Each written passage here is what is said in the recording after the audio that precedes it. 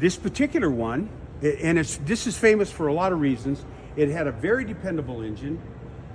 It was a good overall aircraft. It's the first aircraft to be refueled in the air. It was done by another Curtiss Robin that had tanks on it, and you would lower a hose down. One would fly on top of the other, and then you could fill the tanks on this one to keep it going. So where does the other one was flying over you? So where does the hose go in? Well, that was outfitted through the top. I see. It wouldn't be exactly like this. This particular Curtiss Robin, and they had several of them. They had one that actually had a walkway out to the front of the engine on both sides, and that was used for endurance tests. They would actually go out and they flew it for many days at a time. Like I said, that engine was pretty famous for dependability, but they would go out and change the spark plugs and everything else in flight. I see. Proving how long these could fly. Why is it called the Newsboy? The Newsboy, because this particular one was used in Oklahoma. A guy who had owned a newspaper there wanted to greatly increase his circulation. So what he did is he bought this aircraft. It didn't have a passenger seat and it didn't have a back seat. What it had was stacks of newspapers and a chute out the bottom with little parachutes on it.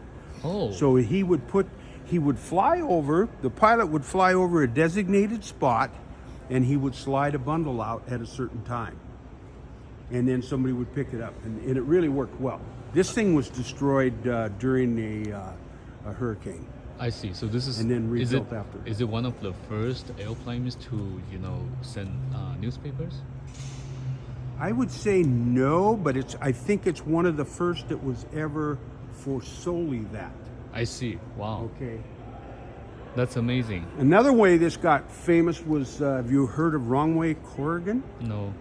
So Corrigan, not long after the flight from New York to Paris, Wrongway Corrigan, who was actually on his crew that built his NYP, wanted to fly to Ireland.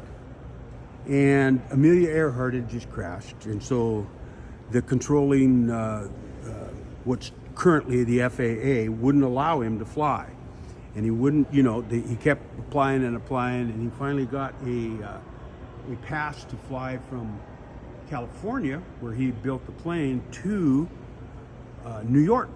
And he again applied for it. And he had outfitted his Curtiss Robin with all these big fuel tanks and stuff, so he could make the length of the trip.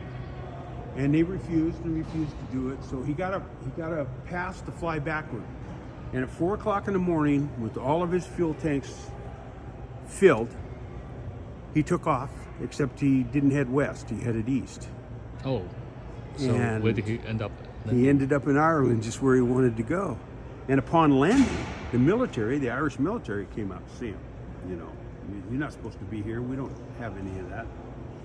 And his excuse was he read the wrong side of the needle on the compass.